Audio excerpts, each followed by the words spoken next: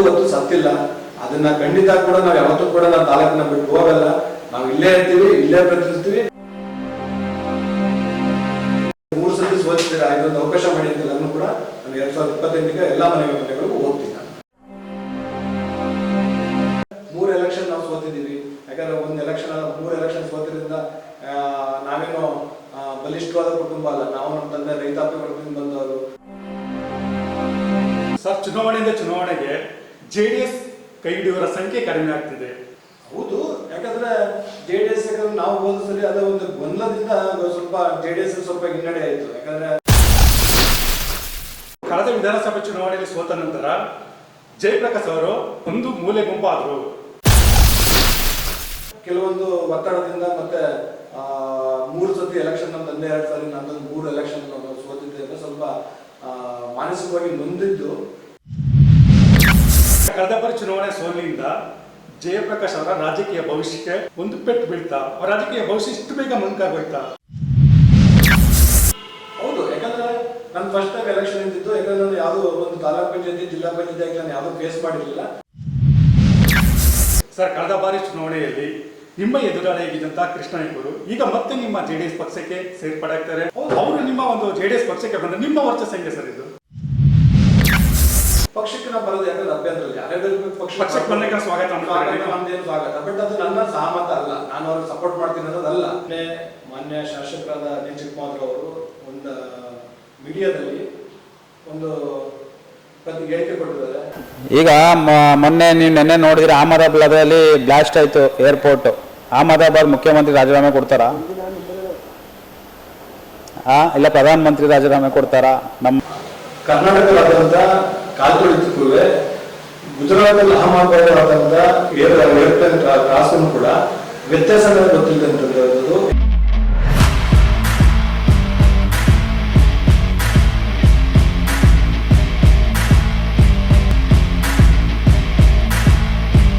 ಜೊತೆಗೆ ಬಿಜೆಪಿ ಜೊತೆ ಹೊಂದಾಣಿಕೆ ಆದ ನಂತರ JDS ಕುಗ್ಗಿದೆ, ವರ್ಚಸ್ ಕುಗ್ಗಿದೆ ಅನ್ನೋದು ಆರೋಪ ಇದೆ. ಇದ್ರ ಬಗ್ಗೆ ನಿಮ್ಗೆ ಏನು ಅನ್ಸುತ್ತೆ ಸರ್? ಹೌದು, ಯಾಕಂದ್ರೆ JDS ನಾವು ಹೋದ ಸರಿ ಅದ ಒಂದು ಗೊಂದಲದಿಂದ ಸ್ವಲ್ಪ JDS ಸ್ವಲ್ಪ ಹಿನ್ನಡೆ ಆಯಿತು. ಯಾಕಂದ್ರೆ ನಮ್ಮಲ್ಲಿ ಮತ್ತೆ ಇನ್ನೊಬ್ರು ಬೇರೆ ಪ್ರತಿಸ್ಪರ್ಧಿ ನನ್ನ ಟಿಕೆಟ್ ಒಂದೇ ಪಕ್ಷದಲ್ಲಿ ಇಬ್ಬಿಬ್ರು ಆಗಿರೋದ್ರಿಂದ ಸ್ವಲ್ಪ ಗೊಂದಲ ಆಯ್ತು. ಹಾಗಾಗಿ ಸ್ವಲ್ಪ ಹಿನ್ನಡೆ ಆಯ್ತು. ಆದ್ರೆ ಕಾರ್ಯಕರ್ತರುಗಳು ಬಿಗಿಯಾಗಿದ್ದಾರೆ, ನಾವು ಕೂಡ ಸ್ಥಳೀಯವಾಗಿ ಬಿಗಿಯಾಗಿದ್ದೀವಿ. ನಾವು ಎಲ್ಲಿಂದ ಊರು ಬಿಟ್ಟು ಹೋಗ್ತಾ ಇಲ್ಲ. ಯಾವ್ದಾದ್ರು ಸಾವಾಗಬಹುದು ಮದುವೆ ಅಟೆಂಡ್ ಆಗ್ತಿದ್ವಿ. ಮುಂಚೆ ಯಾಕಂದ್ರೆ ಸಾರ್ವಜನಿಕ ತುಂಬಾ ಕಾಣಿಸ್ಕೊಳ್ತಿತ್ತು, ಈಗ ಕಾಣಿಸ್ಕೊತಿಲ್ಲ. ಈಗ ಮುಂದೆ ನಾನು ಯಾಕಂದ್ರೆ ಈಗ ಎಲ್ಲರೂ ಕೂಡ ಕೆಲವರು ನನ್ನ ಸ್ನೇಹಿತರು ಹಿತೈಷಿಗಳು ಮತ್ತೆ ಎಲ್ಲ ಹಿರಿಯರೆಲ್ಲರೂ ಹೇಳಿದ್ದಾರೆ. ಅವ್ರ ಮಾರ್ಗದರ್ಶನ ಮುಂದುವರೆದು ನಾನು ಪ್ರತಿನಿತ್ಯ ನನ್ನ ತಾಲೂಕಿನಲ್ಲಿ ಎಲ್ಲ ರೀತಿಯ ತೊಡಗಿಸ್ಕೊಳ್ತೀನಿ. ಕಳೆದ ವಿಧಾನಸಭೆ ಚುನಾವಣೆಯಲ್ಲಿ ಸೋತ ನಂತರ ಜಯಪ್ರಕಾಶ್ ಅವರು ಒಂದು ಮೂಲೆ ಗುಂಪಾದ್ರು. ಸತ್ಯ, ಯಾಕಂದ್ರೆ ಎಲೆಕ್ಷನ್ ಸೋತು ಅಂತ ಅನ್ನೋದು ತಮ್ಮೆಲ್ಲರೂ ಗೊತ್ತಿರುತ್ತೆ. ಯಾಕಂದ್ರೆ ರಾಜಕಾರಣದಲ್ಲಿ ಎಷ್ಟು ಒಂದು ಎಲೆಕ್ಷನ್ ಫೇಸ್ ಮಾಡಬೇಕಾದ್ರೆ ಎಷ್ಟು ಸಮಸ್ಯೆ ಇರ್ತದೆ, ಅದಕ್ಕೆ ಎಷ್ಟು ಆರ್ಥಿಕವಾಗಿ ಎಷ್ಟು ನಾವು ಸಸ್ಟೈನ್ ಆಗಿರ್ಬೇಕು ಅನ್ನೋದು ಗೊತ್ತು. ಆದ್ರೆ ಕೆಲವೊಂದು ಒತ್ತಡದಿಂದ ಮತ್ತೆ 3 ಸತಿ ಎಲೆಕ್ಷನ್ ನಮ್ಮ ತಂದೆ 2 ಸಾರಿ ನಂದೊಂದು 3 ಎಲೆಕ್ಷನ್ ಸೋತಿದ್ದೆ ಅಂತ ಸ್ವಲ್ಪ ಮಾನಸಿಕವಾಗಿ ನೊಂದಿದ್ದು. ಜೊತೆಗೆ ಆತ್ಮವಿಶ್ವಾಸ ಸ್ವಲ್ಪ ಕುಗ್ಗಿತ್ತು. ಯಾಕಂದ್ರೆ ಇಲ್ಲಪ್ಪ, ನಾವು 3 ಎಲೆಕ್ಷನ್ ಸೋತಿದ್ದೀವಿ, ನಮ್ಮ ಮುಂದೆ ನಮ್ಮ ಭವಿಷ್ಯ ಹೆಂಗೆ, ಹೇಗೆ ನಾವು ರಾಜಕಾರಣ ದುಡ್ಡಿಂದನೇ ರಾಜಕಾರಣ ಇಲ್ಲ ಜನಗಳು ಸ್ಥಳೀಯವಾಗಿ ಯೋಚನೆ ಮಾಡ್ತಾರೆ ಅಂತ ಯೋಚನೆ ಮಾಡಿದ್ರೆ ಈಗ ಎಲ್ಲರೂ ಕೂಡ ಹಿರಿಯರು ಮತ್ತೆ ಎಲ್ಲ ಸ್ನೇಹಿತರು ನನಗೆ ಧೈರ್ಯ ತುಂಬಿ ಇಲ್ಲ, ದುಡ್ಡಿಗಿಂತ ನೀವು ತಾಲೂಕಿನಲ್ಲಿ ಇನ್ವಾಲ್ವ್ಮೆಂಟ್ ಬೇಕು ಅಂತ ಹೇಳಿದ್ರೆ ಖಂಡಿತ ನಮ್ಮ ತಾಲೂಕಿನ ನಂಬಿಕೆ ಇಟ್ಟು ನಾನು ಪ್ರತಿನಿತ್ಯ ನಾನು ಏನ್ ತಪ್ಪಡಿದ್ರೆ ನಾನು ತಪ್ಪು ಮಾಡಲ್ಲ, ನಿಮ್ ಜೊತೆಗೆ ನಾನು ಯಾವಾಗ ಸಹಕಾರ ಇರ್ತೀನಿ ಅಂತ ನಾನು ಪ್ರಾಮಾಣಿಕವಾಗಿ ನಿಮ್ಗೆ ಮಾತು ಕೊಡ್ತಾ ಇದ್ದೀನಿ. ಸರ್, ಕಳೆದ ಬಾರಿ ಚುನಾವಣೆ ಸೋಲಿನಿಂದ ಜಯಪ್ರಕಾಶ್ ಅವರ ರಾಜಕೀಯ ಭವಿಷ್ಯಕ್ಕೆ ಒಂದು ಪೆಟ್ಟು ಬೀಳ್ತಾ, ಅವರ ರಾಜಕೀಯ ಭವಿಷ್ಯ ಇಷ್ಟು ಬೇಗ ಮಂಕಾಗೋಯ್ತಾ? ಹೌದು, ಯಾಕಂದ್ರೆ ನಾನು ಫಸ್ಟ್ ಟೈಮ್ ಎಲೆಕ್ಷನ್ ನಿಂತಿದ್ದು. ಯಾಕಂದ್ರೆ ನಾನು ಯಾವುದೋ ಒಂದು ತಾಲೂಕ್ ಪಂಚಾಯತಿ ಜಿಲ್ಲಾ ಪಂಚಾಯತಿ ನಾನು ಯಾವುದೂ ಫೇಸ್ ಮಾಡಿರಲಿಲ್ಲ. ಬರೀ ಅಪ್ಪನ ಜೊತೆಗೆ ಮಾತ್ರ ನಾನು ಒಡನಾಟದಲ್ಲಿ ಅವರ ರಾಜಕೀಯ ಬೆನ್ನೆಲುಬಾಗಿ ಅವರ ಮಗನಾಗಿ ನಾನು ದುಡಿತಾ ಇದ್ದೆ. ಬಟ್ ಅದು ನಾನೇ ನಿಂತ್ಕೊಂಡಾಗ ಸಡನ್ ಆಗಿ ಅದು ರಿಸಲ್ಟ್ ಬಂದಿತ್ತು. ನನಗೊಂಥರ ಶಾಕ್ ಆಯ್ತು. ಅದು ಮೂಲ ಗುಂಪು ಅಂತೇನದಲ್ಲ, ಬಟ್ ನನ್ನ ಆತ್ಮವಿಶ್ವಾಸ ಸ್ವಲ್ಪ ಕುಗ್ತು. ಯಾಕಂದ್ರೆ 3 ಎಲೆಕ್ಷನ್ ಸೋತಿರೋದ್ರಿಂದ, ಯಾಕಂದ್ರೆ ಅದು ಆರ್ಥಿಕ ಪರಿಸ್ಥಿತಿ ನಮ್ಮ ತಂದೆ ಬಿಟ್ಟರೆ ನನ್ನ ಮಗನಾಗಿ ನನಗೆ ಗೊತ್ತಿರೋದ್ರಿಂದ ಅದು ಸ್ವಲ್ಪ ಎಲ್ಲೋ ನನಗೆ ಹಿನ್ನಡೆ ಆಯ್ತು. ನನಗೆ ಇಷ್ಟೆಲ್ಲ ಕಷ್ಟ ಒಂದೇ ಸತಿ, ಯಾಕಂದ್ರೆ ಇರೋದು ಒಬ್ಬ ಮಗ, ಇಬ್ಬರು ಅಕ್ಕಂದ್ರು, ಎಲ್ಲ ಜವಾಬ್ದಾರಿ ನಾನೇ ಹೊರಬೇಕಾಗಿತ್ತು. ಹಾಗಾಗಿ ಅವೆಲ್ಲನೂ ಕೂಡ ನಿಭಾಯಿಸೋದು ಸ್ವಲ್ಪ ನನಗೆ ಕಷ್ಟ ಆಗ್ತಿತ್ತು. ಹಾಗಾಗಿ ಇತ್ತೀಚೆಗೆ ಎಲ್ಲರೂ ಕೂಡ ನನ್ನ ಎಲ್ಲ ಪಕ್ಷದ ಹಿರಿಯರು ಮತ್ತೆ ಪಕ್ಷಾತೀತವಾಗಿ ನನ್ನ ಎಲ್ಲರೂ ಕೂಡ ಧೈರ್ಯ ತುಂಬ್ತಾ ಇದ್ದಾರೆ. ಇಲ್ಲಪ್ಪ ಸ್ಥಳೀಯವಾಗಿ ಬೇಕು ಅನ್ನೋದು. ಹಾಗಾಗಿ ನಾನು ಅದನ್ನ ಏನು ಎಲ್ಲ ಹಿರಿಯರು ಮತ್ತು ಎಲ್ಲ ನನ್ನ ಹಿತೈಷಿಗಳಲ್ಲಿ ನನ್ನ ಸ್ನೇಹಿತರೆಲ್ಲ ಹೇಳಿದ್ರು, ಅದು ಖಂಡಿತ ನಾನು ತಾಲೂಕಿನಲ್ಲಿ ಹೇಳ್ತೀನಿ. ಮುಂದೆ ನನ್ನ ಭವಿಷ್ಯನ ನನ್ನ ತಾಲೂಕಿನ ಜೊತೆ ಬಿಡ್ತೀನಿ, ಅವರ ಪಾದಗಳಿಗೆ ಅರ್ಪಿಸ್ತೀನಿ, ಅವರ ಮನೆಗಳಿಗೆ ಹೋಗಿ ನಾನು ಅವ್ರನ್ನ ಆಶೀರ್ವಾದ ಕೇಳ್ತೀನಿ. ಸರ್, ಕಳೆದ ಬಾರಿ ಚುನಾವಣೆಯಲ್ಲಿ ನಿಮ್ಮ ಎದುರಾಳಿಯಾಗಿದ್ದಂತ ಕೃಷ್ಣಯ್ಯನವರು ಈಗ ಮತ್ತೆ ನಿಮ್ಮ JDS ಪಕ್ಷಕ್ಕೆ ಸೇರ್ಪಡೆ ಆಗ್ತಾರೆ. ಅವರು ನಿಮ್ಮ ಒಂದು JDS ಪಕ್ಷಕ್ಕೆ ಬಂದ್ರೆ ನಿಮ್ಮ ವರ್ಚಸ್ ಹೆಂಗೆ ಸರ್ ಇದು? ಹೌದು, ನಾನು ಇದನ್ನ ಆಲ್ರೆಡಿ ಈಗ ಒಂದು 3 months ಬ್ಯಾಕ್ ಕೂಡ ನಾನು ಮಾತಾಡಿದ್ದೀನಿ. ಪಕ್ಷಕ್ಕೆ ನಾವು ಬರೋದು ಯಾಕಂದ್ರೆ ಅಭ್ಯಂತರ ಇಲ್ಲ, ಯಾರ್ಯಾರು ಪಕ್ಷಕ್ಕೆ ಬಂದಾಗ ಸ್ವಾಗತ ನಮ್ದೇನು ಸ್ವಾಗತ, ಬಟ್ ಅದು ನನ್ನ ಸಹಮತ ಅಲ್ಲ, ನಾನು ಅವ್ರಿಗೆ ಸಪೋರ್ಟ್ ಮಾಡ್ತೀನಿ ಅನ್ನೋದಲ್ಲ. ಅವ್ರು ಬರೋದಕ್ಕೆ ನಾವು ಸ್ವಾಗತ ಅಷ್ಟೇ, ಬಟ್ ನನ್ನ ಯಾಕಂದ್ರೆ ನಾನು ಒಬ್ಬ ಆಸ್ಪಿರೆಂಟ್, ನನ್ನ ನಿರ್ಧಾರ ಮಾಡೋದು ನನ್ನ ತಾಲೂಕಿನ ಜನತೆ. ನನ್ನ ತಾಲೂಕಿನ ಜನತೆ ಮೇಲೆ ನನ್ನ ಭವಿಷ್ಯ ನಿರ್ಧಾರ ಆಗುತ್ತೆ. ಹಾಗೆ ನನ್ನ ತಾಲೂಕಿನ ಜನತೆ ಮೇಲೆ ನಂಬ್ಕೊಂಡಿದ್ದೀನಿ, ಯಾಕಂದ್ರೆ 3 ಸತಿ ನಾನು ಸೋಲಿಸಿದರೆ. ಹಾಗಾಗಿ ಈ ಸಲ ನನ್ನ ಕೈ ಹಿಡಿದು ನನ್ನ ಬಲಿಷ್ಠವಾಗಿ ಎತ್ತುತ್ತಾರೆ. ಸ್ಥಳೀಯವಾಗಿರೋದು ಯಾಕಂದ್ರೆ ಹೊರಗಡೆ ಅವ್ರದ್ದು ಎಲ್ಲರದ್ದು ಗೊತ್ತಾಗಿದೆ, ಯಾಕಂದ್ರೆ ಹೊರಗಡೆ ಅಂತ ಪ್ರತಿ ತಾಲೂಕಿನ ಜನತೆಗೆ ಗೊತ್ತಾಗಿದೆ. ಹಾಗಾಗಿ ನನ್ನ ತಾಲೂಕಿನ ಜನತೆ ನನ್ನ ಮನೆ ಮಗನಾಗಿ ಇವ್ರಿಗೆ ಅನ್ಯಾಯ ಆಗೋದು ಬೇಡ, 3 ಸತಿ ನಮ್ಮ ತಾಲೂಕಿನ ಸೋಲಿಸ್ತೀವಿ, ಈ ಸತಿ ತನುಮನ ಧನ ಸಹಾಯ ಮಾಡಿ ಗೆಲ್ಸ್ಕೊಡ್ತೀನಿ ಅನ್ನೋದು ಭರವಸೆ ಮೇಲೆ ನಾನು ನಂಬ್ಕೊಂಡಿದ್ದೀನಿ. ಹಾಗಾಗಿ ಪ್ರಾಮಾಣಿಕವಾಗಿ ನಾನು ತಾಲೂಕಿನ ಜನತೆ ಏನ್ ಹೇಳ್ತಾರೋ, ಒಂದು ಪಕ್ಷ ನಮ್ಗೆ ಟಿಕೆಟ್ ಕೊಡ್ಬೇಕು ಅಂದ್ರೂ ತಾಲೂಕಿನ ಜನತೆ ಅಭಿಪ್ರಾಯ ಗೆಲ್ತಾನೆ ಅನ್ನೋದಿದ್ರೆ ಮಾತ್ರ ನಮ್ಗೆ ಟಿಕೆಟ್ ಕೊಡ್ತಾರೆ. ಹಾಗಾಗಿ ನನ್ನ ಮೊದಲ ಆದ್ಯತೆ ನನ್ನ ತಾಲೂಕಿನ ಪ್ರೀತಿನ ಮತ್ತು ವಿಶ್ವಾಸನ ಬೆಳೆಸೋದಾಗಿರುತ್ತೆ. ಹಾಗಾಗಿ ಅವ್ರನ್ನ ನನ್ನ ಪಾದಗಳಿಗೆ ನಮಸ್ಕಾರ ಮಾಡಿ ಎಲ್ಲರನ್ನು ವಿನಂತಿಸ್ಕೊಳ್ತಾ ನಾನು ಆಶೀರ್ವಾದ ಮಾಡಿ ಅಂತ ಕೇಳ್ಕೊಂಡು ಹೋಗ್ತೀನಿ. JDS ಪಕ್ಷದಿಂದ ನಿಮಗೆ 2013, 2018, 2023 ನಿಮ್ಮ ಕುಟುಂಬಕ್ಕೆ ಟಿಕೆಟ್ ಕೊಟ್ಟಿದ್ದಾರೆ. 2028ಕ್ಕೆ ಟಿಕೆಟ್ ಕೊಡ್ತಂತ ಭರವಸೆ ನಿಮಗಿದೆಯಾ? ಹೌದು, ಖಂಡಿತ. ಯಾಕಂದ್ರೆ ಹೋದ ಸತಿನೂ ಕೂಡ ತಾವೆಲ್ಲರೂ ಕೂಡ ಗಮನಿಸಿದಾರ, ನಮ್ಗೆ ಟಿಕೆಟ್ ಸಿಗದೇ ಇಲ್ಲ ಅಂತ ಅನ್ನೋದು ಕೊನೆ ಕ್ಷಣದವರೆಗೂ ಇತ್ತು. ಆದ್ರೂ ಕುಮಾರ್ ಅವರು ಮತ್ತು ದೇವೇಗೌಡರು ಸಾಹೇಬರು ಮತ್ತೆ ನಮ್ಮ GD ದೇವೇಗೌಡರು ಸಾರ್ವಜನಿಕರು ಮತ್ತೆ ಸಾರಾಮೇಶ್ ಅವರು ಮತ್ತೆ ನಿಖಿಲ್ ಕುಮಾರಸ್ವಾಮಿ ಅವರು ಇವರೆಲ್ಲರೂ ಕೂಡ ಸ್ಥಳೀಯವಾಗಿರೋಂಥ ಬಲಿಷ್ಠವಾದಂತ, ಯಾಕಂದ್ರೆ ನಾವು ನಾಯಕ ಸಮಾಜದಲ್ಲಿ ಹುಟ್ಟಿದ್ದೀವಿ, ನಾವು ಇಡೀ ಮೈಸೂರು ಮತ್ತೆ ಚಾಮರಾಜನಗರ ಜಿಲ್ಲೆಯಲ್ಲಿ ಪ್ರತಿನಿಧಿಸಿದ್ರು ಸ್ಥಳೀಯವಾಗಿ ನಾನು ಒಬ್ಬನೇ. ಹಾಗಾಗಿ ಕೂಡ ಕುಮಾರ್ ಅವರು ಸ್ಥಳೀಯ ಪ್ರತಿನಿಧಿ ಆಗ್ಬೇಕು ಅನ್ನೋದಕ್ಕೋಸ್ಕರ ನಮಗೆ ಟಿಕೆಟ್ ಕೊಟ್ಟಿದ್ದಾರೆ. ಮುಂದೆನೂ ಕೂಡ ಬಿಜೆಪಿ ಮತ್ತು JDS ಹೊಂದಾಣಿಕೆ ಆದರೂ ಕೂಡ ಎರಡೂ ಪಕ್ಷದವರು ಸ್ಥಳೀಯ ನಾಯಕತ್ವಕ್ಕೆ ಬೆಂಬಲಿಸ್ತಾರೆ, ಅವರು ಟಿಕೆಟ್ ಕೊಡ್ತಾರೆ ಅನ್ನೋ ಭರವಸೆ ಮೇಲೆ ಕೂಡ ನಾನು ಇವತ್ತು ಪ್ರತಿನಿತ್ಯ ನನ್ನ ತಾಲೂಕಿನ ಜನತೆ ಜೊತೆಗೆ ಓಡಾಡ್ತಾ ಇದ್ದೀನಿ. 2023 ಚುನಾವಣೆಯಲ್ಲಿ ನಿಮಗೆ ಪಕ್ಷಾತೀತವಾಗಿ ಯುವ ಮುಖಂಡರುಗಳು, ಯುವ ನಾಯಕರು ನಿಮ್ಮಿಂದ ಇದ್ರು. ಅಂತ ನಾಯಕರು ನೀವು ಏನು ಹೇಳಕ್ಕೆ ಇಷ್ಟಪಡ್ತೀರಾ? ನನಗೆ ಅವರೇ ನನಗೆ ಬಲಿಷ್ಠ. ಯಾಕಂದ್ರೆ ನನಗೆ ಏನು ನನ್ನ ಯುವಕ ಮಿತ್ರರು ಮತ್ತೆ ಎಲ್ಲರೂ ನನ್ನ ಏನು ನನ್ನ ಹಿತೈಷಿಗಳಿದಾರಲ್ಲ, ಇವತ್ತು ಕೂಡ ನಾವು ಎಲ್ಲೇ ಹೋದ್ರು ನನ್ನ ಆಶೀರ್ವಾದ ಮಾಡೋದು ಮತ್ತೆ ನನ್ನ ಕೈ ಹಿಡಿದು ಮುನ್ನಡೆಸೋಕೆ ತುಂಬಾ ಸಹಕಾರ ಕೊಡೋದು ನನ್ನ ಯುವ ಸಮುದಾಯ. ಹಾಗಾಗಿ ನಾನು ಯುವ ಸಮುದಾಯಕ್ಕೆ ಯಾವತ್ತೂ ಕೂಡ ನಾನು ಆಭಾರಿಯಾಗಿರ್ತೀನಿ. ಹಾಗೆ ಹಿರಿಯರು ಕೂಡ ನಮ್ಮ ತಂದೆ ಜೊತೆಗೆ ಮತ್ತೆ ನನ್ನ ಎಲ್ಲರೂ ಹಿರಿಯರು ಕೂಡ ನನ್ನ ಸಹಕಾರ ಕೊಟ್ಟಿದ್ದಾರೆ. ಅವರು ಕೂಡ ಯಾವಾಗಲೂ ನಿಮಗೆ ಜೊತೆ ತರದಂಗೆ ನಾನು ಇವತ್ತು ಕೂಡ ಬದ್ಧವಾಗಿ ನನ್ನ ತಾಲೂಕಿನಲ್ಲಿ ಗೌರವಿತ ನಡ್ಕೊತಾ ಇದ್ದೀವಿ. ಆ ಗೌರವನ ಯಾವತ್ತು ನನ್ನ ತಾಲೂಕಿಗೆ ನಾನು ಯಾವತ್ತು ಕಪ್ ಚುಕ್ಕೆ ತರದಂಗೆ ನಾನು ನಿಮ್ಮ ಮನೆ ಮಗನಾಗಿ ನಾನು ಉಳಿಸ್ಕೊಂಡು ಹೋಗ್ತೀನಿ ಅನ್ನೋದು ಮಾತಾಡ್ತೀನಿ. ಈಗ ಕೃಷ್ಣನೇ ಕೇಳ್ತಿದ್ದಾರೆ ಸರ್, ನೆಕ್ಸ್ಟ್ ಚುನಾವಣೆಯ BJP JDS ಅಭ್ಯರ್ಥಿ ನಾನೇ ಅಂತ ಹೇಳ್ಕೊಂಡು ಓಡಾಡ್ತಿದ್ದಾರೆ. ಅಂದ್ರೆ ಅವರು ಆಲ್ರೆಡಿ ಈಗ ಹೈಕಮಾಂಡ್ ಇಂದ ಭರವಸೆ ತಗೊಂಡಿದ್ದಾರೆ ಸರ್ ಅವರು. ನೋಡಿ, ಇನ್ನೂ ಎಲೆಕ್ಷನ್ 3 ವರ್ಷ ಇದೆ, ಯಾರಿಗೂ ಕೂಡ B ಫಾರ್ಮ್ ಇವತ್ತು ಯಾರು ಕೊಟ್ಟಿಲ್ಲ. ಹಾಗಾಗಿ ಕೂಡ ಕೆಲವರು ಹೇಳ್ಕೋಬಹುದು, ಅದು ಅವರು ನಾನು ಅದನ್ನ ಹೇಳ್ಕೊಳ್ಳೋಕೆ ಯಾರು ಕೂಡ ಅದನ್ನ ಬೇಡ ಅಂತ ಹೇಳಕ್ ಆಗಲ್ಲ. ಬಟ್ ನಾನು ನಂಬಿರೋದ್ರಿಂದ ನನ್ನ ತಾಲೂಕಿನ ಜನತೆ ಮೇಲೆ, ನನ್ನ ತಾಲೂಕಿನ ಜನತೆ ಎಲ್ಲ ನನ್ನ ಬಗ್ಗೆ ಕೂಗು ಹಾಕಿದ್ರೆ ನನಗೆ ಹೈಕಮಾಂಡ್ ಟಿಕೆಟ್ ಸಿಗುತ್ತೆ, ಆ ಭರವಸೆ ನನಗಿದೆ. ನನಗೇನಿದ್ರೆ ನನ್ನ ತಾಲೂಕಿನ ಸರ್ವತೋಮುಖ ಅಭಿವೃದ್ಧಿಗೆ ಮತ್ತು ನನ್ನ ತಾಲೂಕಿನ ಎಲ್ಲಾ ಜನಗಳನ್ನು ಕೂಡ ನನ್ನ ಧರಿಗೂಡಿಸಿದಾಗ ಯಾವುದೇ ಪಕ್ಷ ಟಿಕೆಟ್ ಕೂಡ ನಾನು ಸುಮ್ಮನೆ ಹೇಳ್ಬಿಟ್ಟು ಅದೊಂದು ಅಹಂಕಾರ ಆಗುತ್ತೆ. ನನ್ನ ಟಿಕೆಟ್ ನನ್ಗೆ ಹೇಳೇ ಬಿಟ್ಟಿದ್ದಾರೆ ಅಂತ. ನನ್ಗೆ ಏನಿದ್ರು ನಾನು ಫಸ್ಟ್ ನನ್ನ ಜನಗಳನ್ನ ಪ್ರೀತಿ ವಿಶ್ವಾಸ ಗಳಿಸ್ತೀನಿ. ಆ ಗಳಿಸಿದಾಗ ಕುಮಾರ್ ಅವ್ರು ಇರ್ಬೋದು, ವಿಜಯೇಂದ್ರ ಸಾಹೇಬ್ ಇರ್ಬೋದು, ಅವರೆಲ್ಲರೂ ಕೂಡ ನನಗೆ ಆಶೀರ್ವಾದ ಮಾಡ್ತಾರೆ ಅಂತ ನಂಬಿಕೆ ಮೇಲೆ ನನ್ನ ಪ್ರತಿನಿತ್ಯ ನನ್ನ ತಾಲೂಕು ನೋಡೋದು. ಸರ್, ಹೊರಗಡೆ ಬಂದಂತ ನಾಯಕರನ್ನ ಇಲ್ಲಿನ ಜನ ಸ್ವೀಕಾರ ಮಾಡ್ತಾರ ಒಂದು ನಂಬಿಕೆ ಇದೆಯಾ ಸರ್ ನಿಮಗೆ? ಸರ್, ನಿಜ. ಯಾಕಂದ್ರೆ ಎಲ್ಲನೂ ಪರೀಕ್ಷೆ ಮಾಡಲೇಬೇಕಾಗುತ್ತೆ. ಯಾಕಂದ್ರೆ ನಾನು ತಾಲೂಕಿನ ಅಂತ ನಾನು ಯಾವತ್ತೂ ಕೂಡ ತಪ್ಪು ಆಗಲ್ಲ. ಯಾಕಂದ್ರೆ ಮೊದಲನೇ ಬಾರಿ ನಮ್ಮ ತಂದೆಯವರು ಅವಕಾಶ ಕೊಟ್ಟರು, 2ನೇ ಬಾರಿ ಚಿಕ್ಕಮಗಳೂರು ಸಾಹೇಬರು ಕೊಟ್ಟರು, ಅದಾದ ನಂತರ ಕಾಲ ನಂತರ ಅದ್ರ ಕಂಪದ ಮೇಲೆ ನೀವು ಚಿಕ್ಕಮಗಳೂರು ಅವಕಾಶ ಕೊಟ್ಟರು.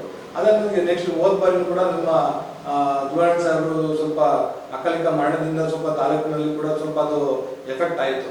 ಹಾಗಾಗಿ ಅದು ಅನುಕಂಪ ವರ್ಕೌಟ್ ಆಯ್ತಾ ಹೊರತು ನಮ್ಮ ತಾಲೂಕಿನ ಜನತೆಗೆ ಸ್ಥಳೀಯವಾಗಿ ನಾಯಕತ್ವ ಬೇಕು ಅನ್ನೋದು ಅರಿವು ಆಗಿದೆ. ಯಾಕಂದ್ರೆ ಎಲ್ಲ ನೋಡಿದ್ದಾರೆ ಹೊರಗಡೆದೆಲ್ಲ. ಹಾಗಾಗಿ ನೆಕ್ಸ್ಟ್ ಸ್ಥಳೀಯ ನಾಯಕತ್ವಕ್ಕೆ ಬೆಂಬಲಿಸ್ತಾರೆ, ಎಲ್ಲರೂ ಕೂಡ ಎಲ್ಲ ಪಕ್ಷಾತೀತವಾಗಿ ನನ್ನ ಬೆಂಬಲಿಸ್ತಾರೆ ಅನ್ನೋದು ನನ್ನ ಅಭಿಪ್ರಾಯ. BJP ಜೊತೆಗಿನ ಮೈತ್ರಿ ಸರ್ ನಿಮ್ಗೆ ಪ್ಲಸ್ ಆಗುತ್ತಾ ಮೈನಸ್ ಆಗುತ್ತಾ ಇಲ್ಲಿ ಒಂದು ತಾಲೂಕು ಮಟ್ಟಕ್ಕೆ ಹೋಲಿಸ್ಕೊಂಡ್ರೆ? ಇಲ್ಲ, ಯಾಕಂದ್ರೆ ಎರಡು ಕೈ ಸೇರಿದ್ರೆ ಚಪ್ಪಾಳೆ. ಯಾಕಂದ್ರೆ ಒಂದ್ ಕೈ ಚಪ್ಪಾಳೆ ಹೊಡಿತಿದ್ದು, 2 ಬಲಿಷ್ಠ ಪಕ್ಷಗಳು ಸೇರ್ಕೊಂಡಾಗ ಸೌಂಡ್ ಜಾಸ್ತಿ ಕೇಳುತ್ತೆ. ಹಾಗಾಗಿ 2 ಪಕ್ಷಗಳ ಜೊತೆ ಆಗಿರೋದ್ರಿಂದ ಅದೊಂಥರ ನಮಗೆ ಬೂಸ್ಟ್ ಕೊಟ್ಟಾಗೆ. ಇದು ಹಾಲಿ ಶಾಸಕರಿಂದ ಪ್ಲಸ್ ಆಗತ್ತೆ ಅನ್ಸುತ್ತಲ್ವಾ ಸರ್? ಯಾಕಂದ್ರೆ ನನ್ನ ಒಂದು ಇರ್ಸಕ್ಕಾಗ್ದಾನೆ ಒಂದು ಪಕ್ಷ, ಈಗ 2 ಪಕ್ಷಗಳು ಒಗ್ಗೂಡಿವೆ. ಆ ಒಂದು ಯೋಚನೆ ತರ ಬರುವ ಸಾಧ್ಯತೆ ಇರುತ್ತಲ್ವ? ಇಲ್ಲ ಇಲ್ಲ, ಯಾಕಂದ್ರೆ ಎರಡೂ ಪಕ್ಷದ ಮುಖಂಡರುಗಳು ಅವರವ್ರದೇ, ಯಾಕಂದ್ರೆ ದಳದ ಮುಖಂಡರುಗಳು ಕೂಡ ಪಕ್ಷಕ್ಕೆ ಪ್ರಾಮಾಣಿಕವಾಗಿರೋರು, ಬಿಜೆಪಿ ಕೂಡ ಅದರ ಪಕ್ಷದ ಪ್ರಾಮಾಣಿಕರು. ಮೇಲ್ಮಟ್ಟದಲ್ಲಿ ಏನು ಹೊಂದಾಣಿಕೆ ಆಗಿರ್ತದೆ ಅದಕ್ಕೆ ಸ್ಥಳೀಯವಾಗಿ ಎಲ್ಲರೂ ಕೂಡ ಸಹಕಾರ ಕೊಡ್ತಾರೆ. ಯಾಕಂದ್ರೆ ಅವ್ರಿಗೆ ಬೇಕಾಗಿರೋದು ಪಕ್ಷ, ಇಲ್ಲ ಅಭ್ಯರ್ಥಿನೂ ಮುಖ್ಯ ಆಗಿರ್ತದೆ, ಪಕ್ಷನೂ ಕೂಡ ಮುಖ್ಯ ಆಗಿರ್ತದೆ. ಎಲ್ಲನೂ ಕೂಡ ಎಲ್ಲ ಲೀಡರ್ಗಳು ಕೂಡ ಯಾರು ಸರಿ ಯಾರು ಯೋಗ್ಯ ಅಂತ ಅಳತೆ ಮಾಡಿ ಅಂತ ಟಿಕೆಟ್ ಕೊಟ್ಟಾಗ ಖಂಡಿತ ಎಲ್ಲರೂ ಕೂಡ ಸಹಮತದಿಂದ ಬೆಂಬಲಿಸ್ತಾರೆ. ನಾನು ಯಾಕಂದ್ರೆ ಎಲ್ಲೂ ಕೂಡ ನಾನು ಸಾರ್ವಜನಿಕವಾಗಿ ನಾನು ಹೇಳಿದ್ದೀನಿ, ನನ್ನ ಸೋತಲ್ಲೂ ಕೂಡ ನನ್ನ ಅಭಿನಂದನಾ ಕಾರ್ಯಕ್ರಮದಲ್ಲಿ ಹೇಳಿದ್ದೀನಿ, ನಾವು ಸೋತಿದ್ದು ಹೊತ್ತು ಸತ್ತಿಲ್ಲ. ಅದನ್ನ ಖಂಡಿತ ಕೂಡ ನಾವು ಯಾವತ್ತೂ ಕೂಡ ನಾವು ತಾಲೂಕನ್ನ ಬಿಟ್ಟು ಹೋಗಲ್ಲ. ನಾವು ಇಲ್ಲೇ ಇರ್ತೀವಿ, ಇಲ್ಲೇ ಪ್ರತಿನಿಧಿಸ್ತೀವಿ. ನಮ್ಮ ಉಸಿರು ಮತ್ತೆ ನಮ್ಮ ಹೆಸರು ನಾವು ಎಲ್ಲೇ ಹೋದ್ರು ನಮ್ಮ ತಾಲೂಕಿನಲ್ಲೇ ಕಳ್ಕೊಳ್ತೀನಿ, ಬೆಳೆಸೋದು ಅಲ್ಲೇ ಕಳಿಸ್ತೀನಿ, ಎಲ್ಲಿ ಕಳ್ಕೊಂಡಿದ್ದು ಅಲ್ಲೇ ಬೆಳೆಸಕ್ಕೆ ನಾನು ಪ್ರಯತ್ನ ಪಡ್ತೀನಿ ಅಂತ ಹೇಳ್ತಾ ನನ್ನ ತಾಲೂಕಿನ ಮನೆ ಮನೆಗೂ ಹೋಗ್ತೀನಿ, ಇನ್ನೊಂದು ಎಲ್ಲರ ಮನೆಗಳು ಭೇಟಿ ಮಾಡ್ತೀನಿ, ತಮ್ಮ ಆಶೀರ್ವಾದ ಕೇಳ್ತೀನಿ. ತಮ್ಮಿಂದ ಕೂಡ ನನಗೆ ಆಶೀರ್ವಾದ ಕೊಡಿ, ನನ್ನ ಒಬ್ಬ 2-3 ಸತಿ ಸೋತಿದ್ದೀರಾ, ಇದೊಂದು ಅವಕಾಶ ಮಾಡಿ ಅಂತ ನಾನು ಕೂಡ ನಾನು 2028ಗೆ ಎಲ್ಲ ಮನೆಗಳಿಗೂ ಹೋಗ್ತೀನಿ. ಸರ್, 2ನೇ ಬಾರಿ ಗೆದ್ದಿರುವಂತಹ ಅನಿಲ್ ಚಿಕ್ಕಮದ್ ಅವರ ಕಾರ್ಯವೈಖರಿ ಬಗ್ಗೆ ಹೇಗೆ ಅನ್ಸುತ್ತೆ ಅವರ ಕಾರ್ಯವೈಖರಿ ಬಗ್ಗೆ? ಸರ್, ಕಾರ್ಯವೈಖರಿ ಬಗ್ಗೆ ಯಾರು ಪಕ್ಷದವ್ರಿಗೆ ತೃಪ್ತಿ ಇಲ್ಲ, ಇನ್ನು ವಿರೋಧ ಪಕ್ಷ ನಮಗೆ ತೃಪ್ತಿ ಇರ್ತದೆ. ಅವ್ರ ಪಕ್ಷದವ್ರು ಹೇಳ್ತಿರ್ತಾರೆ ಏನು ಕೆಲಸ ಆಗ್ತಿಲ್ಲ, ನಮ್ಗೆ ಏನು ಕಾರ್ಯಗಳಾಗ್ತಿಲ್ಲ, ಊರಿಗೆ ರೋಡ್ ಆಗ್ತಿಲ್ಲ, ರಸ್ತೆ ಆಗ್ತಿಲ್ಲ, ಬಸ್ ಇಲ್ಲ ಅಂತ ಹೇಳ್ತಾರೆ. ಹಾಗಾಗಿ ಅವೆಲ್ಲ ಒಂಥರ ಸರ್ಕಾರ ಏನು ಬರೀ ಗ್ಯಾರಂಟಿಗಳನ್ನ ನಂಬ್ಕೊಂಡು ಇಡೀ ತಾಲೂಕನ್ನ ನಮ್ಮ ಇಂದೂರು ತಾಲೂಕಲ್ಲಿ ಮತ್ತೆ ಇಂದೂರು ತಾಲೂಕು ಅಂತ ಮಾಡ್ತಾ ಇರೋದ್ರಿಂದ ಇದು ನಾನು ವಿರೋಧ ಪಕ್ಷವಾಗಿ ಅವರು ಪ್ರತಿಸ್ಪರ್ಧಿಯಾಗಿ ನಿಂತಿರೋದ್ರಿಂದ ಅವ್ರು ಇದರಲ್ಲಿ ಸಂಪೂರ್ಣವಾಗಿ ಸೋತಿದ್ದಾರೆ ಅಂತ ನನ್ನ ಅಭಿಪ್ರಾಯ. ಗುದ್ದಲಿ ಪೂಜೆಗೆ ಎಷ್ಟೇ ಸೀಮಿತರಾಗಿದ್ದಾರೆ ಅಂತ ಆರೋಪ ಇದೆ, ನಿಜನ ಸರ್ ಅದು? ಸರ್, ಈಗ ಗುದ್ಲಿ ಪೂಜೆ ಮಾಡಿದ್ದಾರೆ. ಈಗ ಗುದ್ಲಿ ಪೂಜೆ ಮಾಡಿದ ತಕ್ಷಣ ಅದು ಇಂಪ್ಲಿಮೆಂಟ್ ಇನ್ನು ಫೈನಾನ್ಸ್ ಅಪ್ರೂವಲ್ ಆಗಿದೆಯೋ ಇಲ್ವೋ, ಎಫ್ಡಿಲ್ ಅಪ್ರೂವಲ್ ಆಗಿದೆಯೋ ಅಂತ ಯಾವುದೂ ಗೊತ್ತಿಲ್ಲ.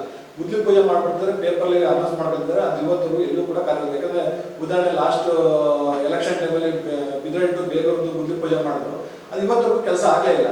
ಅದು ಗುದ್ಲಿ ಪೂಜೆ ಎಲೆಕ್ಷನ್ ಟೈಮಲ್ಲಿ ಗುದ್ಲಿ ಪೂಜೆ ಮಾತ್ರ ಸೀಮಿತ ಆಯಿತು. ಹಾಗಾಗಿ ಕೆಲವು ಗುದ್ಲಿ ಪೂಜೆಗಳಾಗಿದೆ, ಎಲ್ಲೋ ಕಡೆ ಅದು ಪ್ರಚಾರಕ್ಕೆ ಮಾತ್ರ ಸೀಮಿತ ಆಗಿದೆ.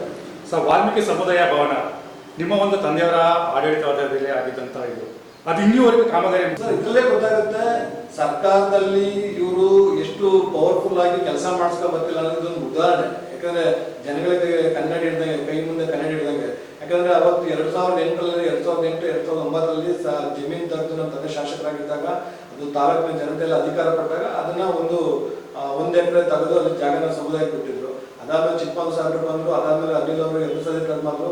ತಾವು ಕೂಡ ನೋಡಿದ್ರೆ 3 ವರ್ಷದಿಂದಲೂ ಕೂಡ ಕುಮಾರಣ್ಣವರು 20 ವರ್ಷ ಅಧಿಕಾರಿ ತಗೊಂಡು 2 ಕೋಟಿ ಇದರಲ್ಲಿ ಬಿಡುಗಡೆ ಮಾಡಿಸ್ತೀನಿ ಅಂತ ಹೇಳಿದ್ರು. ಅದಾದ ನಂತರ ನಾಗೇಂದ್ರ ಸಾಹೇಬರು ಕರ್ಕೊಂಡ್ ಬಂದ್ರು, 2 ಕೋಟಿ ಇವತ್ತು ಕೆಲಸ ಇಲ್ಲ. ಅದು ಬರೀ ಘೋಷಣೆ ಹೋಗ್ತಾ ಇದ್ದು ಹೊರತು ಅದನ್ನ ಕಾರ್ಯರೂಪಕ್ಕೆ ಓದೋ ತಂದಿಲ್ಲ. ಅಂದ್ರೆ ಸರ್ಕಾರದಲ್ಲಿ ಕಾಮಗಾರಿ ತರಿಸಿ ಕೆಲಸ ಮಾಡೋಷ್ಟು ಇನ್ನೂ ಕೂಡ ಬಲಿಷ್ಠವಾಗಿ ಅವರು ವರ್ಕ್ ಮಾಡ್ತಿಲ್ಲ ಅಂತ ನನ್ನ ಅಭಿಪ್ರಾಯ. ಸರ್, ಈಗ 2ನೇ ಬಾರಿ ಗೆದ್ದಿದ್ದಾರೆ ಅವರು. ಈಗ ನಮಗೆ ಸಚಿವ ಸಂಪುಟ ಪುನರಚನೆ ವೇಳೆ ನನಗೆ ಅವಕಾಶ ಕೊಟ್ಟರೆ ನಾನು ಸಚಿವ ಸ್ಥಾನ ನಿಭಾಯಿಸ್ತೀನಿ ಅಂತಕ್ಕಂಥ ಮಾಹಿತಿನ ಹೇಳಿದ್ದಾರೆ. ಹೌದು, ಯಾಕಂದ್ರೆ ಅವರು ಹೇಳ್ತಾ ಇದ್ದಾರೆ. ಯಾಕಂದ್ರೆ ಈಗಲೇ ಮೊನ್ನೆ ಒಂದು ಸಾರ್ವಜನಿಕ ಸಭೆ ಮುಖ್ಯಮಂತ್ರಿಗಳೇ ಕೂಡ ಅದನ್ನ ನೇರವಾಗಿ ಪ್ರಸ್ತಾಪ ಮಾಡಿದ್ರೆ, ಯಾವುದೇ ಕಾರಣಕ್ಕೂ ಸಚಿವ ಸ್ಥಾನ ಕೊಡೋದಿಲ್ಲ, ಅದನ್ನ ಬೇರೆಯವ್ರಿಗೆ ಕೊಡ್ತೀನಿ ಅಂತ.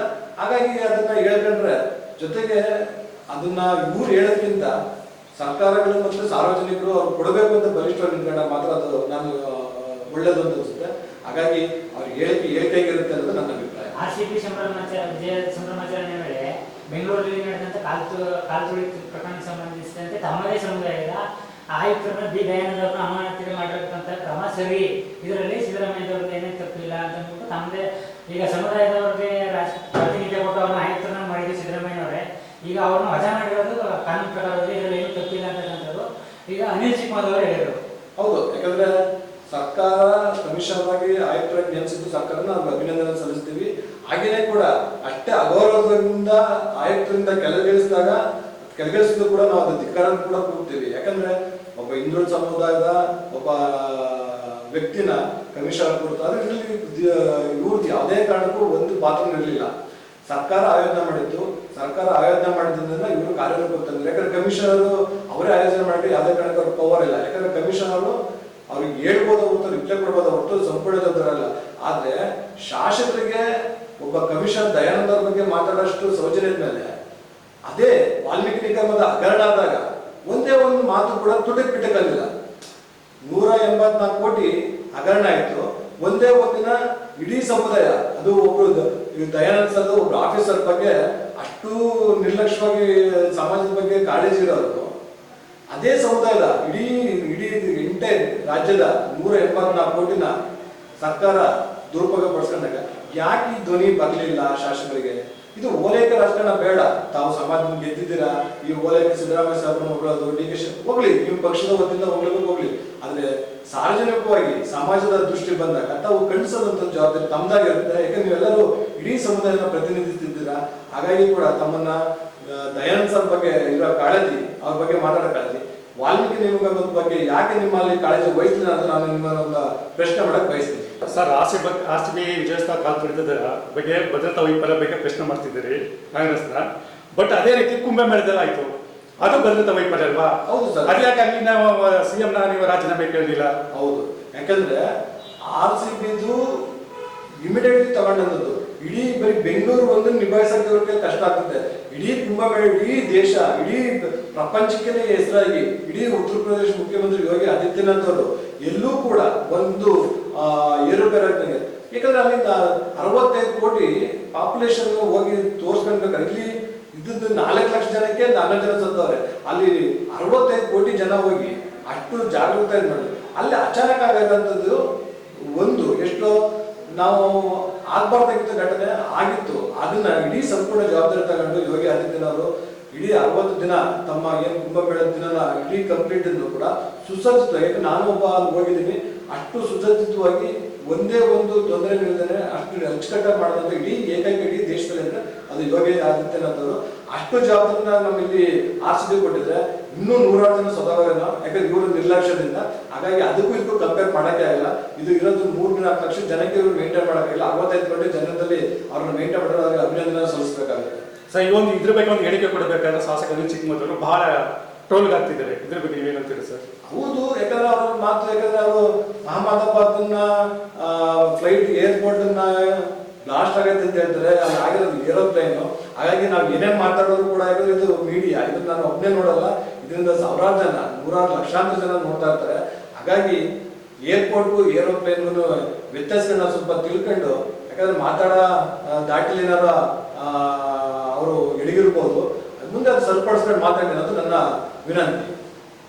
ಇಂತಹ ನೈಜ, ಇಂಟ್ರೆಸ್ಟಿಂಗ್ ಹಾಗೂ ಕ್ಯೂರಿಯಾಸಿಟಿ ಸುದ್ದಿಗಳು ನಿಮಗೆ ಸಿಗಬೇಕು ಅಂದರೆ ಇಂಡಿಯಾ ಫಸ್ಟ್ ಟಿವಿ ಸಬ್ಸ್ಕ್ರೈಬ್ ಮಾಡಿ. ಒಂದು ಲೈಕ್ ಕೊಟ್ಟು ವಿಡಿಯೋ ಶೇರ್ ಮಾಡುವ ಮೂಲಕ ನಮ್ಮನ್ನು ಮತ್ತಷ್ಟು ಪ್ರೋತ್ಸಾಹಿಸಿ. ಇಂಡಿಯಾ ಫಸ್ಟ್, ನಿರ್ಭೀತಿಯಿಂದ ನಿಮಗಾಗಿ.